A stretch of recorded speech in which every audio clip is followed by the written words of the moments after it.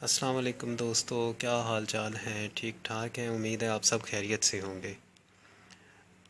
आज मैं आपके लिए एक ऐसा आसान, अजीब, बेहतरीन नुस्खा लेके आया हूँ जिसके इस्तेमाल से आप अपनी आँखों की मैल को साफ़ कर सकते हैं, आँखों में चमक पैदा कर सकते हैं। इसके लिए हमें सिर्फ़ दो चीज़ें चाहिए।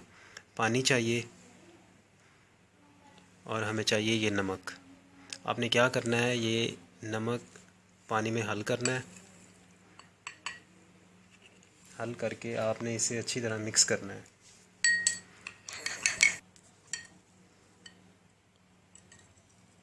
ये देखिए, अब आपने इस पानी से अपनी आंखों को धोना है। आप सोच रहे होंगे कि नमक वाले पानी से आंखों को धोना है। यकीन करें, आप इसके इस्तेमाल से बड़े फ़ायदे हासिल कर सकते हैं। आंखों के अंदर मिट्टी वगैरह, गिर्द वगैरह मुकम्मल तौर पर साफ़ हो जाती है और आंखों में एक अजीब सी चमक पैदा होती है। आप इसको इस्तेमाल करें, आपको यकीनन ज़रूर फ़ायदा होगा। अगर आपको मेरी वीडियो अच्छी लगे तो प्लीज़ लाइक करें, शेयर करें एंड कमेंट्स करें। शुक्रिया। अल्लाह हाफिज़।